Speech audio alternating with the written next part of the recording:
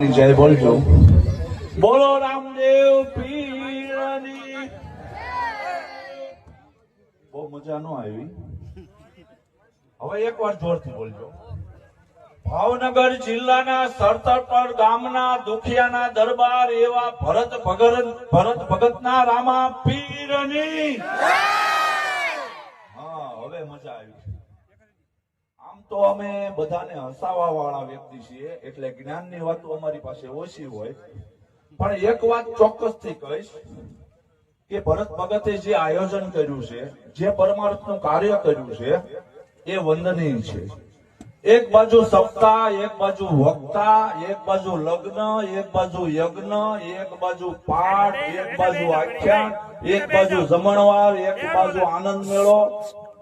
પૈસા હોય ને તો આ શક્ય જ નથી. આ તો ભગતની ભક્તિ, લોકોની